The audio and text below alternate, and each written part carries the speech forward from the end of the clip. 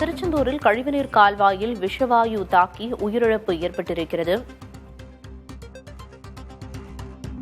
மருத்துவமனையின் வாசல் வழியே உடலை கொண்டு செல்லாமல் சுவரை தாண்டி கொண்டு செல்ல மீட்புக் குழுவினர் முயன்றுள்ளனர்.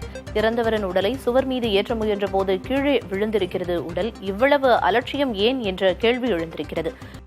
விவரங்களை வழங்குவதற்காக செய்தியாளர் சுடலை மணிச்செல்வன் இணைப்பில் இருக்கிறார். சுடலை மணிச்செல்வன், முதற்கட்ட விவரம் என்ன? நிச்சயமா தற்போது திருச்செந்தூரில் கழிவுநீர் பாதாள சாக்கடை குழாயில் ஒரு ஒப்பந்த தொழிலாளி என்பவர் விழுந்து உயிரிழந்த சம்பவம் என்பது தற்போது திருச்செந்தூரில் பெரும் பரபரப்பை ஏற்படுத்தி. அதாவது திருச்செந்தூரில் நாளைய தினம் வைகாசி விசாக திருவிழா என்பது நடைபெற உள்ளது. இதற்காக திருச்செந்தூர் நகராட்சி சார்பில் நகராட்சியை சுற்றியுள்ள பகுதிகளில், அதாவது எங்கெல்லாம் பாதாள சாக்கடை நீர் கழிவு நீர் அங்கங்கே தேங்கி இருக்கிறதோ அல்லது வெளியேறுகிறதோ அந்த இடத்தை அடைத்து சரி செய்வதற்காக ஒப்பந்த பணியாளர்கள் என்பது நியமனம் செய்யப்பட்டுள்ளது. அதாவது திருச்செந்தூர் நகராட்சி சார்பாக நியமனம் செய்யப்பட்டுள்ளனர்.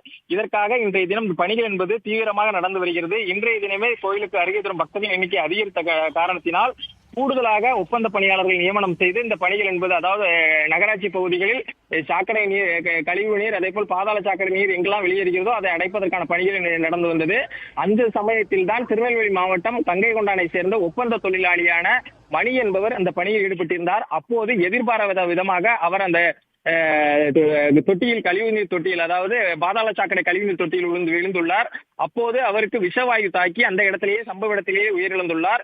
இது குறித்து தகவல் அறிந்தவுடன் தீயணைப்பு துறையினர் வந்து அவரை மீட்டு அங்கிருந்து திருச்செந்தூர் அரசு மருத்துவமனைக்கு அனுப்பி வைத்தனர்.